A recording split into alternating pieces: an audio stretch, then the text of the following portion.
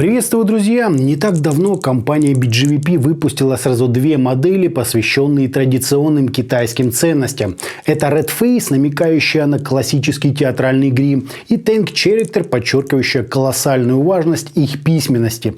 В мои руки попал второй вариант, представляющий из себя гибридные внутриканальные наушники, состоящие из 9-мм динамика и одного неназванного арматурного излучателя. Если коротко, тюнинг у них просто огонь, а по звучанию они легко способны потягаться с лучшими представителями своего сегмента. Однако не будем забегать наперед. Собственно, поехали. Пришли наушники в яркой такой картонной коробке с изображением героев обзора и списком их технических характеристик. Из важного отметим импеданс, равный 10,5 Ом, и чувствительность 106 дБ. Но это еще не все. Под суперобложкой мы находим шкатулку из натурального дерева. Такое, честно говоря, не стыдно подарить и уважаемому человеку. В комплект нам положили инструкцию, плотный синий кейс из кожзаменителя, обычный черный мешочек, фиксатор для кабеля, щеточку для ухода за наушниками и целых 4 набора силиконовых амбушюр разного цвета и диаметра отверстия. Кабель на вид неплохой, толстый, витой, с гибкими заушинами и прямым металлическим штекером на 3,5 мм. Аппаратура показала его сопротивление равным 0,265 Ом, что очень даже достойно. Сами чашечки полностью выполнены из металла с единственным компенсационным отверстием, выведенным наверх, средним по размерам звуководом и внешней частью, символизирующей, насколько я понял, раннюю китайскую письменность. Выглядят наушники красиво, в ушах сидят удобно, да и амбушюры мне подошли из абсолютно всех наборов. Вот так вот это все, друзья, и выглядит.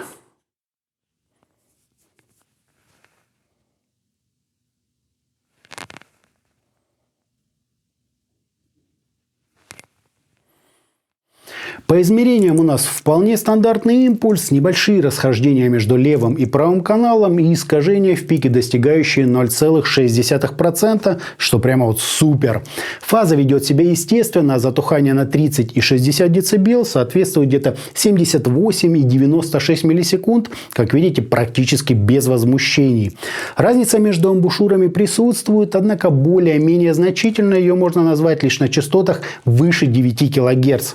По чихаже мы имеем подъем низких частот на 10 дБ с относительно плавным заходом на середину, чуть более выраженную по амплитуде область разборчивости, пик, имитирующий наличие ушной раковины, и тот самый классический для усиления резкости звучания.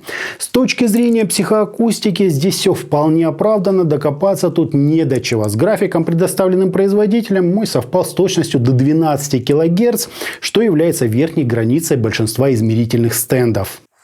Звучат же наушники просто потрясающе чисто и при этом достаточно сочно и насыщенно. Что и неудивительно, ведь за низкие и средние частоты здесь отвечает весьма неплохой по скорости 9-мм динамик, а наверху установили славящийся своими скоростными характеристиками арматурный драйвер. Возможно, даже 395.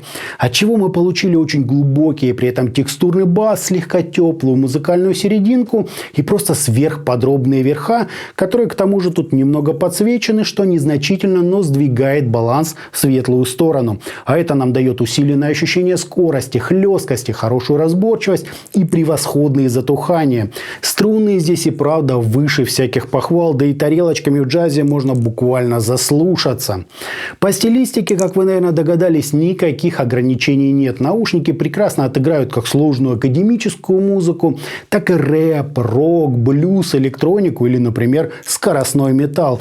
А как они строят оркестр, это вообще сказка. Помимо отличной по глубине сцены, сверхточного позиционирования инструментов и того самого воздуха, что, собственно, и отвечает за разделение, тут еще и просто феноменальная по уровню детализация, в смысле качества прорисовки текстур. Каждый инструмент, буквально как на ладони. Очень подробный звук, добавить здесь нечего. В качестве же банальной придирки, друзья, отмечу, что лично мне немного не хватило массы на средних частотах. Да, ее тут вполне достаточно, особенно с учетом скоростных возможностей модели, но мне бы хотелось еще жирнее. Хотя это уже вкусовщина. Если вы ценитель джаза или, скажем, атмосферной электроники, вас за уши от данных наушников не оттянешь. Лучше, конечно, бывает, но за совсем другие деньги. В сравнении T-Audio Elixir заметно суше, нейтральнее, массивнее и более сглаженные на середине. BKS Topaz еще сочнее, эффектнее, но не такие детальные и заметно уступают героям обзора по скоростным характеристикам. Да что там, даже 7 Гц Eternal не столь хороши. По точности отработки высоких частот в своем классе у Tank Character практически нет конкурентов. Настройка и подбор драйверов у героев обзора просто выше всяких похвал. Сравнивал их также с новой ревизией Moondrop Aria и Zeek Real Airship, но уровень в обоих случаях не тот, не дотягивают они до Tank Character. Относительно тюнинга есть возможность немного повлиять на их звучание. Так белые амбушюры с широким сердечником заметно тушат звук на верхах, а черные с узким горлышком наоборот поджимают басы. Более же менее в пределах баланса оказались белые насадки с узким горлышком и черные с широким, хотя и между ними есть небольшие отличия. Белые дают чуть более плотную, но из-за этого менее разборчивую середину. Но это вот прямо мельчайшие акценты. Лучше же всего Tank Character заиграли с известными уже вам насадками KBR 07. Как и в случае с T-Audio Elixir, покупка данных амбушюр героям обзора не просто рекомендуется, она буквально необходима, чтобы полностью раскрыть потенциал модели. С ними мы получаем гораздо лучшую прорисовку всего музыкального полотна, максимально возможную выразительность и при этом особенный такой налет мелодичности. Черные с широким сердечником делают примерно нечто схожее, но не с таким размахом. Так что обязательно докиньте их в корзину, не пожалеете. В качестве же источника подойдет практически все, что у вас есть под рукой. Желательно, конечно, выбирать девайсы повзрослее, с хорошей добавочной массой, чтобы сделать звук еще массивнее. Но это, как говорится, по вкусу. Единственное, чего бы я избегал, это какие-то совсем уж простые источники с чересчур ярким и очень тонким звучанием. Но то и понятно, к хорошим наушникам нужен аналогичного уровня ЦАП. Для музыкантов модель тоже прекрасно подойдет, причем вне зависимости вокала. Это электронный, акустический или даже электрический инструмент. В любом случае, Tank Character покажут класс. Ну и как логичное следствие, они просто бесподобны в компьютерных играх. Модель дает очень реалистичный, а главное невероятно точный и сверхэффектный звук, который вряд ли кого-то оставит равнодушным. Сам гонял, друзья, подтверждаю. Итогом гибридные внутриканальные наушники BGUP Tank Character прежде всего впечатляют своей практически царской упаковкой и богатой комплектацией.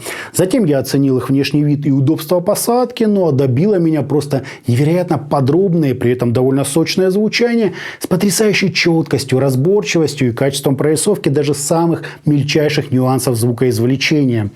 Не понравятся такие наушники разве что людям, которые вообще не переносят высоких частот. А здесь в этом плане есть чем насладиться. Прекрасные по разделению всевозможные затухания струнных и перкуссионных инструментов буквально выносятся на передний план, позволяя вкушать их без необходимости вслушиваться. И все это дополняется глубоким текстурным басом и чуть теплой, сочной, но абсолютно прозрачной серединкой.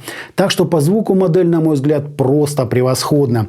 Для идеала лично бы мне хотелось еще больше массы, но это очевидно чревато потерей скорости, которая здесь по праву можно гордиться. Отличные наушники, не убийцы топов, но в своем сегменте, друзья, одни из лучших.